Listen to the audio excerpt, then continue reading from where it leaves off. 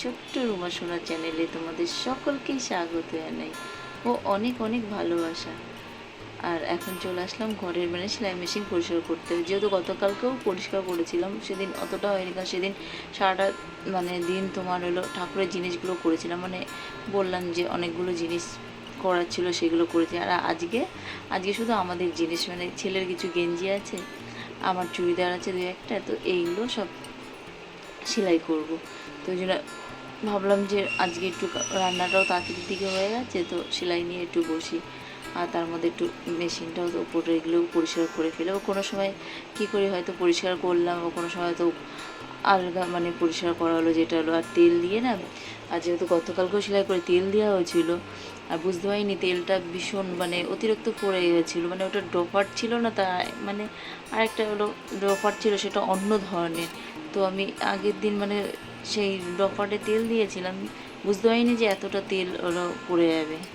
তাই সেইগুলো সব মোছামুছি এগুলো করছি। আর বিশেষ করে মেশিনে তেল দিলে সবসময় তোমার সেলাই করতে বেশি সুবিধা হয়। তো আগের দিনও যেরকম তোমার সেলাই করেছিলাম, তো মেশিনটা যেহেতু অনেক দিন বাদে চালু করেছি সেলাই মেশিন, তো দেখি অতটা ভালো সেলাই করা যাচ্ছে না। তো ওই জন্যে কী করলাম, হয়তো সেদিন সেলাই করে মোটামুটি করে তারপর তেল দিয়েছিলাম। তো আজকে আবার দেখলাম তেলটা না চারিদিকে ছড়িয়ে গেছে। তবে যেখানে যেখানে অয়েল বলে লেখা আছে তীর চিহ্ন, তো সেখানে সেখানেই দিয়েছিলাম, তো হয়তো অতিরিক্ত হয়তো বেশি পড়ে গেছে।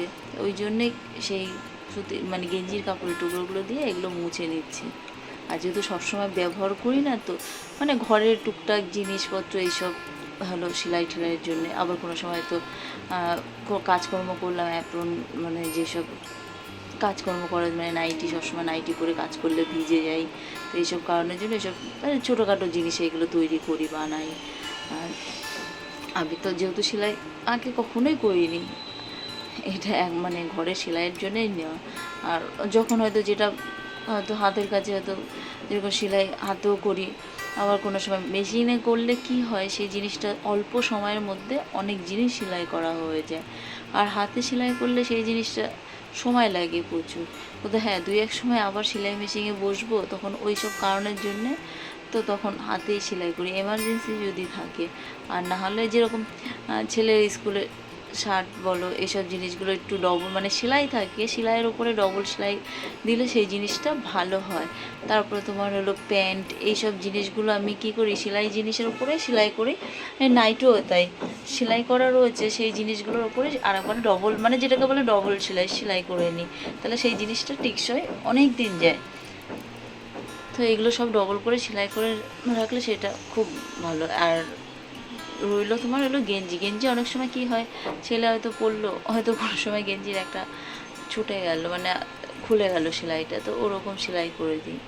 আর যেহেতু আজকে রান্নাটাও হয়ে গেছিলো, তো হাতে টাইমও পেয়েছি, তো আমি না এদিকে সেলাইটা খোলা। আর দড়ির মধ্যে না তেল দিতে হয়, তেল দিলে আরও রানি, তো তেল দিয়েছিলাম। তো এইদিকেও ভাবলাম যে একটু মেশিনটা চালানো হয়, তো তো এগুলো একটু পরিষ্কার করে নিই। তো একবারে সব মেশিনটাও ধরলাম আর সব পরিষ্কার করেও নিলাম। আর তার মধ্যে কি দেখো, ছোটো ছোটো যে এরকমও বলেছে, জানি না মাকড়সা এত পরিমাণে এত পরিষ্কার করা সত্ত্বেও হয়তো সারাদিনে হয়তো ওই রাতটুক যেটুকু থাকে সেইটুকু টাইমের মধ্যে, যেরকম আমার ডেইলি দরজা কী করবো ঝাড় দেওয়ার সময় না, তখন একবার করে একটু ঝাড় দিয়ে নিই।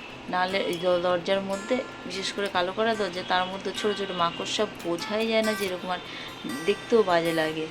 এক রাতের মধ্যে এরকম আর এইগুলো সব বাইরে থাকে, যত সম্ভব রাত হলে ঘরে ঢোকে। যেরকম আমাদের ঘরে টিকটিকি যেরকম আছে, টিকটিক বেশি একটা নেই, দুটো কি তিনটে, সারাদিন বাইরে থাকবে, ঠিক সন্ধ্যের পর ঘরে ঢুকবে, আবার সারা রাত থাকবে, আবার সকালের দিকে আবার ঠিক টাইম হলে চলে যায়।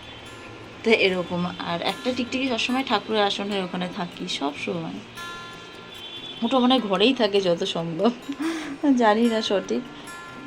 তো এরকম জিনিস তো সবসময় পরিষ্কার। আর এইটা আমার ছেলের ঘর, ওকে সবসময় টাকা পয়সা যাই দিই না কেন, ও খরচ একদমই করে না, ও সমস্ত কিছু সব জমিয়ে ঘরের মধ্যে রাখে। তো একটা এখানে রাখা আছে আর একটা ঘরে আছে, একটা পয়সার যেটা 5 টাকা কয়েন বলো, 2 টাকা কয়েন, ওগুলো সব ওইটার মধ্যে দুটো ঘর দেওয়া হয়েছে। তো এটা ওর জিনিস রাখার ঘর। তো এগুলো খরচা না করে ও ওর মতো জমায়। তো এটা আমার ছেলের। আর এখন এইগুলো সব মানে সেলাইয়ের কাজ কমপ্লিট করে তারপরে ঘরের কিছু কাজ আছে সেইগুলো একটু করব।